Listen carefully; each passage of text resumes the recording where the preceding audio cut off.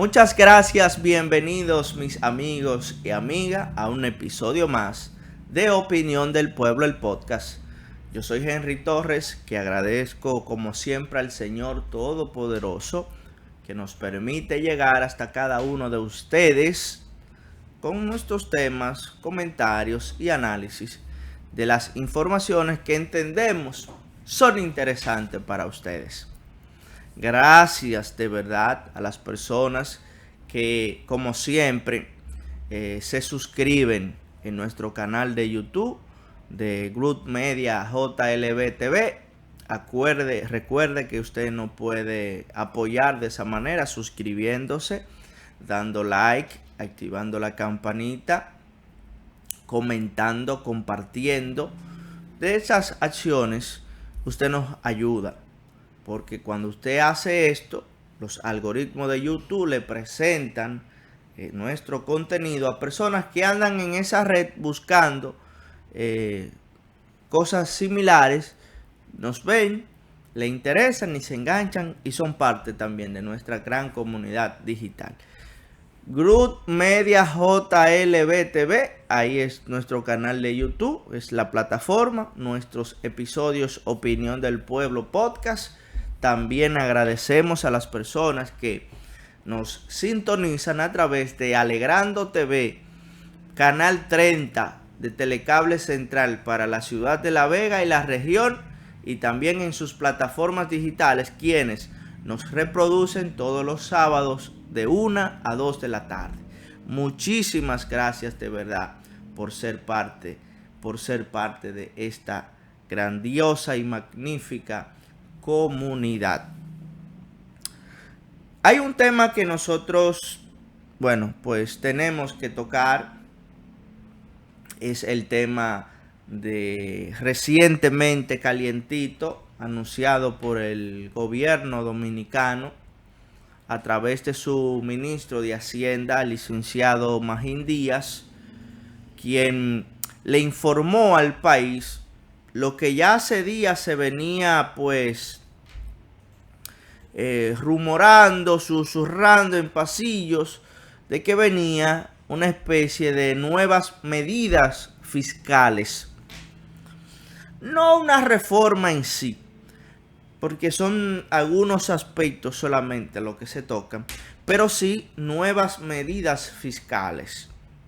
Ustedes saben que hace unos años atrás, el gobierno que encabeza el presidente Luis Abinader, pues en ese momento era el ministro de Hacienda Jochi Vicente, anunciaron una reforma fiscal. Y esa reforma no pudo calar, fue muy rechazada por sectores tanto de la parte empresarial, comercial, pero también como la ciudadanía en sentido general, y el gobierno lo que hizo fue que retiró el proyecto. Sin embargo, muchas de las cosas que estaban contenidas en esa reforma fiscal fueron incluyéndose paulatinamente. Y yo estoy casi seguro que estas medidas fiscales anunciadas por el gobierno pudieron haber estado en ese borrador, en ese proyecto que no cuajó y que fue retirado del Congreso. Ahora el gobierno emite estas informaciones donde dan a conocer este proyecto de medidas impositivas. La gente le llama impositivas, pero son en verdad medidas fiscales. Impositivas porque impactan de manera negativa a la población, pero al final el Estado tiene que generar recursos. Y en momentos actuales no es lo conveniente hacer modificaciones o reforma a la parte fiscal, pero hay que entender de que no tiene de otra. O sea, la cantidad de préstamos tomados llegan a un momento, lastimosamente, que coincide con esta gran crisis internacional de asunto de guerra, y pues no era el momentum, pero la realidad es otra. ¿Qué quiero decir con esto? Que quizás en el momento cuando se introdujo aquella reforma fiscal, aunque no fue aprobada en su totalidad, que fue rechazada, se debieron tomar medidas fiscales, aunque no fuera la reforma completa, porque en ese momento era más favorable que el hoy en día. La actualidad es muy desfavorable para hacer reajuste. ¿Por qué desfavorable? Porque, repito, estamos en un momento de gran crisis económica mundial que repercute en nuestro país. Bien, ¿qué ocurre? O qué más bien, ¿qué abarca? ¿Qué aspectos toca este proyecto de reforma o este proyecto de mejorías fiscales? Bueno, tiene algunas cosas muy interesantes. Muy interesantes y hasta que podrían convertirse en popular. O sea, que la gente las celebra. Aunque por otro lado nos afecta, pero por otro lado es cierto respiro. Porque, ¿qué dice Magín Díaz en su alocución en la presentación de este proyecto? Bueno, el gobierno busca recaudar más unos 40.000 a 50.000 millones. Hay un déficit de unos 90.000 millones. Si usted dice y nos vamos por la parte mayor, que son 50.000, todavía quedaría un restante de unos 40.000 que hay que suplir, pero ahí las cosas se equilibran un poco más. ¿Qué pasa? Hay una amnistía fiscal por todo este 2026. ¿Qué es una amnistía? Bueno, que si usted es una empresa o es una persona física y tiene deudas fiscales, está en rojo con el Estado con relación al pago de sus impuestos, esta amnistía le va a permitir a usted ponerse al día con sus impuestos. Hay mucha gente que tiene deudas con el Estado, con el fisco, que quizás impagables en su totalidad y en un proceso moratorio. Sin embargo, se les va a dar esta amnistía para que usted haga los ajustes y se pueda poner al día durante todos estos meses que restan del 2026, porque apenas estamos a la mitad del año. ¿Qué otra cosa positivo yo veo dentro de este proyecto? Que el 78% de las MIPYMES, de las pequeñas empresas y medianas, o sea, de las micro y pequeñas empresas, el 78% de estas pues van a quitársele, se le va a eliminar el anticipo. El anticipo que venía siendo, ¿verdad?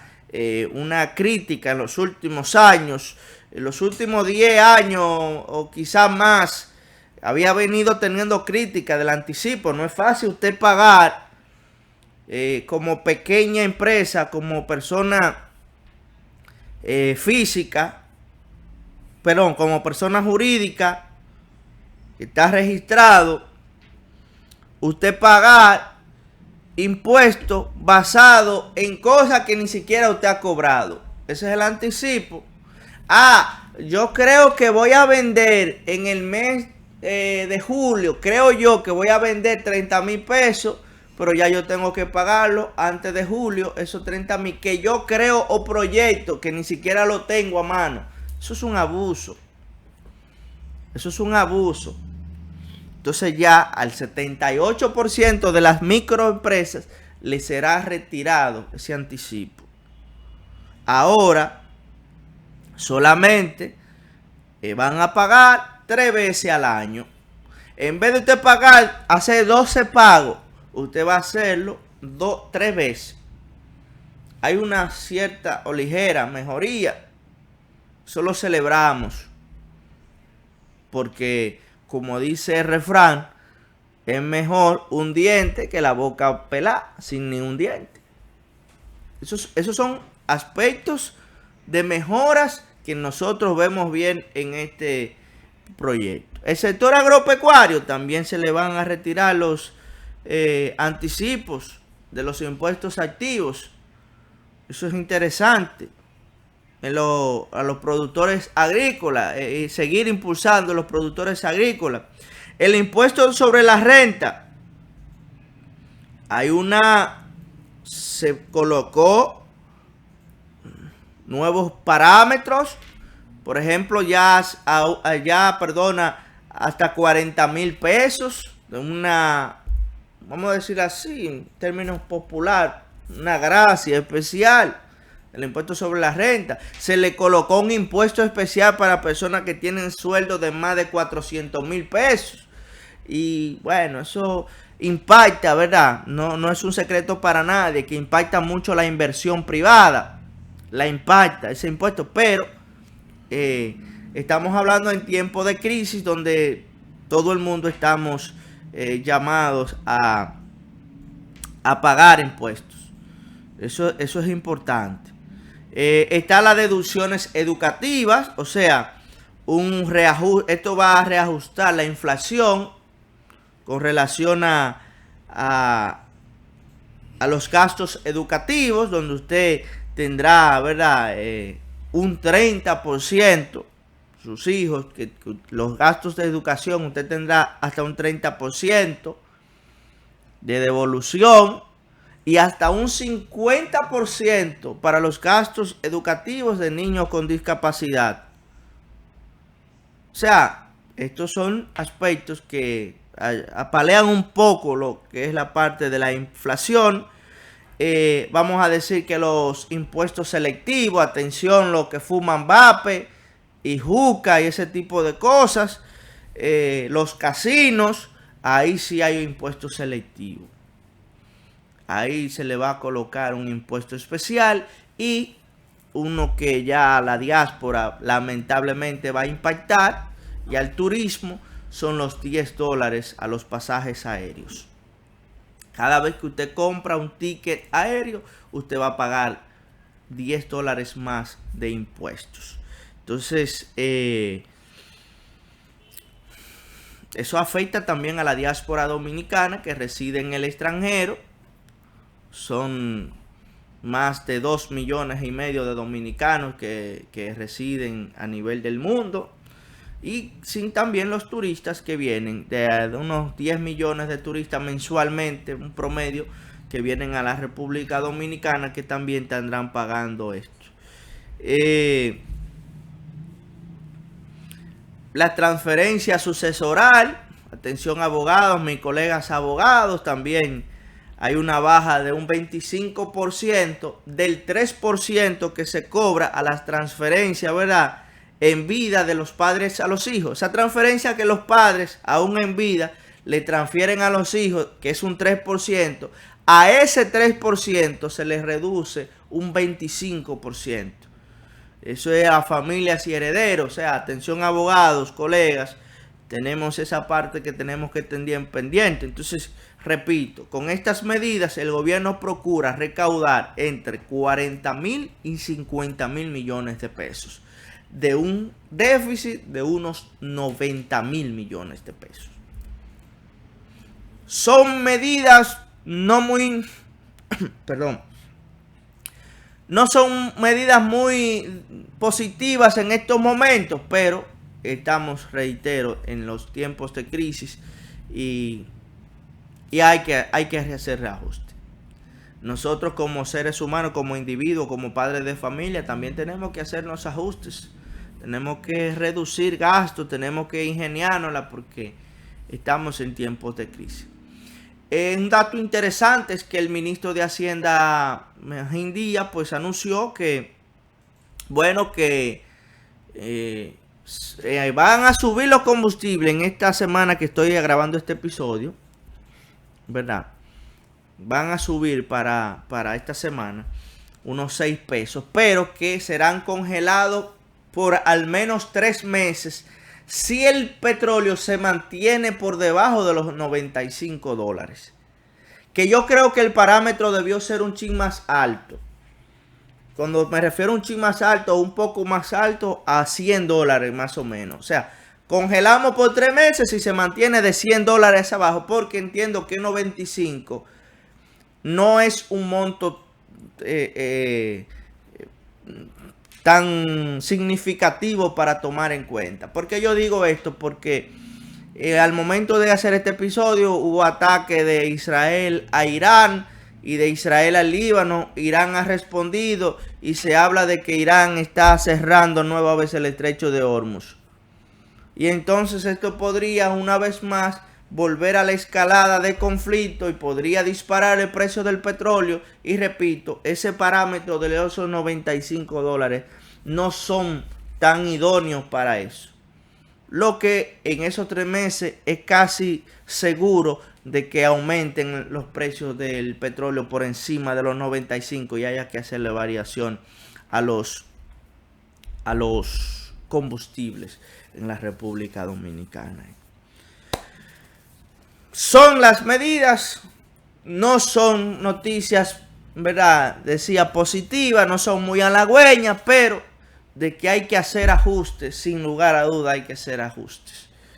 Creo que el gobierno tiene que seguir haciendo recortes de manera administrativa, tiene que trabajar y luchar más con el asunto de las violaciones al fisco, sea, llámese gente que no paga impuestos y que está robándole al Estado o está desviando fondos. Hay que reducir, si hay que reducir el Estado, hay que reducirlo, hay que hacerle recortes sin que esto afecte la parte de la construcción, de las obras de infraestructura, porque eso es lo que dinamiza la economía, entre otras cosas. Pongo un punto ahí porque como vegano, y aunque no soy muy dado a tocar temas locales de donde hacemos estos episodios, pero sí, como veganos estamos muy contentos porque el Papa León XIV acaba de nombrar un obispo para la diócesis de La Vega. Se trata de Monseñor Andrés Napoleón, quien se encuentra en la actualidad como obispo titular de la diócesis de Barahona, o se encontraba ya, porque ya con este nombramiento simplemente se convierte en un administrador apostólico hasta que sea designado su sustituto.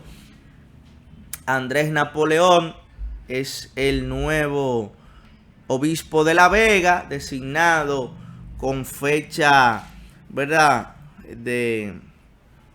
con fecha 12 de junio del año 2026, obispo de La Vega. En la actualidad, La Vega hasta el momento tenía a un administrador apostólico, que es el obispo auxiliar de la Arquidiócesis de Santo Domingo, José Amable Durán, quien pues tendrá que entregar la sede seguirá de administrador apostólico o administrador hasta que sea la toma de posesión de Monseñor Andrés Napoleón, que entiendo que en los próximos días saldrá a la luz que ya Monseñor Andrés Napoleón vendrá a La Vega, se pondrá de acuerdo con el Consejo Diocesano para lo que será su toma de posesión, pondrá de acuerdo ahí con el nuncio apostólico, quien es que le da apertura a esa Eucaristía de toma de posesión. Entonces, nada, esperemos que Andrés pues sea posicionado. La Vega que tuvo a Héctor Rafael durante unos 8 años, vino Tomás Morel como administrador apostólico por casi un año, luego fue designado obispo titular Tomás Morel, pero al año de ser obispo ya fue designado como obispo coadjutor con derecho a sucesión en la Arquidiócesis de Santo Domingo. Entonces La Vega ha estado muy tambaleante en la parte del liderazgo religioso católico, y esperamos que esta designación de Andrés pues sea fructífera y que sea un tanto prolongada de varios años, ¿verdad?, que sea obispo aquí. Así que es una noticia súper interesante y positiva.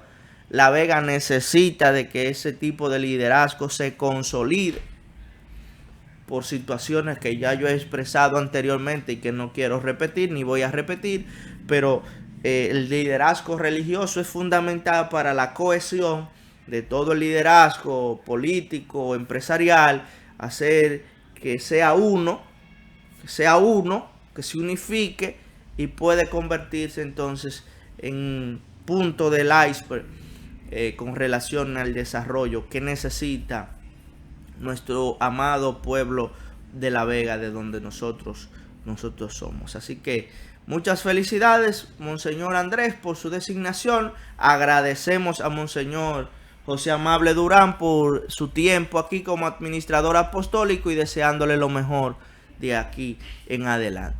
Muchísimas gracias y hasta un nuevo próximo episodio de Opinión del Pueblo, el podcast. Yo soy Henry Torres. Bendiciones.